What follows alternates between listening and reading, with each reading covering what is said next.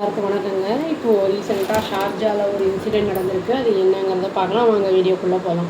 29 வயசு ஒரு பொண்ணு, அதாவது லேடி மேரேஜ் ஆனவங்க வந்து கேரளாவை சேர்ந்தவங்க. கொல்லம் அவங்க ஊர். அவங்க வந்து என்னென்னா யூஏஇயில் இருக்காங்க. அவங்க அந்த சாட்டர்டே அன்றைக்கி என்ன பண்ணியிருக்காங்கன்னா, அவங்க அப்பார்ட்மெண்ட்டில் வந்து அவங்க இறந்த நிலையில் கிடந்திருக்காங்க. அவங்க ஃபேமிலி மெம்பர்ஸ் என்ன சொல்கிறாங்கன்னா, அவங்க வந்து டவுரி ஹராஸ்மெண்ட் பண்ணி தான் அவங்கள வந்து சாகடிச்சாங்க அப்படிங்கிற மாதிரி இந்த பொண்ணோட வீட்டில் சொல்லியிருக்காங்க. இந்த பொண்ணு பேர் வந்து அதுல்யா சேகர் அப்படின்னு சொல்லிட்டு, அவங்க வந்து சதீஷ் அப்படிங்கிறவங்கள வந்து மேரேஜ் பண்ணியிருக்காங்க. அவங்களும் கொல்லத்தை சேர்ந்தவங்க தான். அதை கொல்லம் 2014 வந்து அவங்க 2 பேருக்கும் மேரேஜ் ஆகிருக்கு. அவங்க அம்மா என்ன சொல்லியிருக்காங்கன்னா, அதுல்யாவோட அம்மா, இந்த சதீஷ் என்ன பண்ணியிருக்காங்கன்னா, அதாவது என் பொண்ணை வந்து சோக் பண்ணியிருக்கான், அப்புறம் வந்து ஸ்டமக்கில் வந்து கிக் பண்ணியிருக்கான், அப்புறம் வந்து தலையில் நல்லா அடிச்சிருக்கான் பிளேட்டை வச்சு அப்படின்னு வந்து சொல்லியிருக்காங்க. அப்புறம் வந்து இந்த ஜூலை 18th and 19th இது நடந்திருக்கு, அதனால தான் வந்து இந்த டெத்தே ஆகிருக்கு அப்படிங்கிற மாதிரி சொல்லியிருக்காங்க. கல்யாணம் ஆன சில நாட்கள்லேயே வந்து இவங்களுக்கு வந்து இந்த டவுரி ஹராஸ்மெண்ட் ஆரம்பிச்சிருச்சு அப்படிங்கிறதையும் வந்து சொல்லியிருக்காங்க. இவங்க வந்து அவங்க பொண்ணுக்கு அதுல்யாவுக்கு வந்து 40 சவரன் கோல்டு போட்டிருக்காங்களாம். அப்புறம் வந்து ஆர்னமெண்ட்ஸு, அப்புறம் வந்து ஒரு பைக்கும் வாங்கி கொடுத்துருக்காங்க டவுரி அப்படிங்கிற அந்த இதில். மர்டர் கேஸ் வந்து இந்த சதீஷ்க்கு அகெயின்ஸ்டாக வந்து பதிவாகிருக்கு. இப்போது அடிக்கடி இந்த மாதிரிலாம் நடக்குது அப்படிங்கிறதையும் வந்து சொல்லியிருக்காங்க. இப்போ தான் வந்து இந்த அர்லியராக இந்த மந்த்லேயே வந்து 32 வயசு கேரளா பொண்ணு வந்து ஒன்று இறந்து கிடந்தது அப்படியே அதுவும் வந்து ஒரு குழந்தையோட அப்படிங்கிற மாதிரி வந்து சொல்லியிருக்காங்க. இது வந்து அவங்க கேஸ் ரிஜிஸ்டர் பண்ணியிருக்காங்க ஹஸ்பண்டுக்கும் அப்புறம் அவங்க இன்லாஸ்க்கும் அகெயின்ஸ்டாக.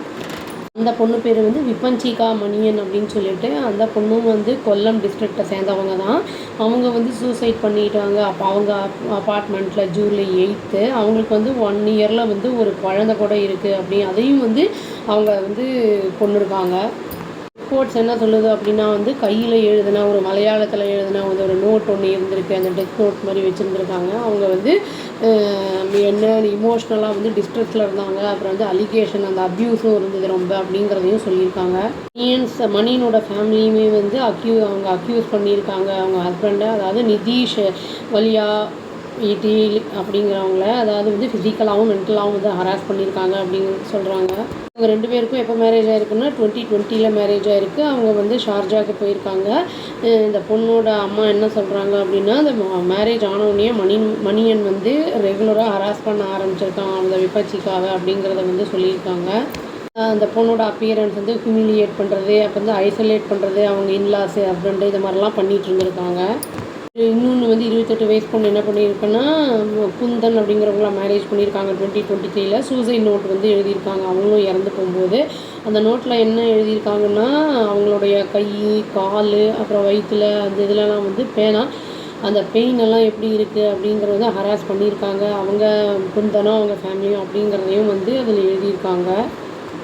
இவங்க வந்து என்ன சொல்லிட்டாங்கன்னா, குந்தனும் அவங்க ஃபேமிலியும் தான் வந்து என்னோட சாவுக்கு வந்து காரணம் அப்படின்னு வந்து அந்த பொண்ணு சொல்லியிருக்கு.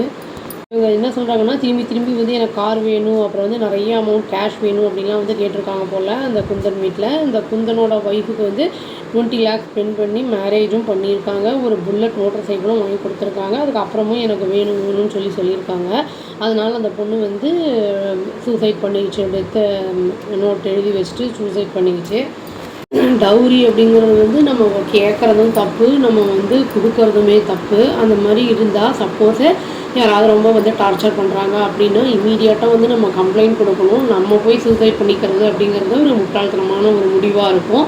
ஏன்னா நம்ம அது சொல்யூஷன் கிடையாது இதுக்கு அப்படிங்கிறத சொல்லி இந்த வீடியோவை முடிச்சுக்கிறேங்க. அவ்வளோதான். Thank you. Please do like, share and subscribe our channel and click the all option and tap the bell icon. Thank you.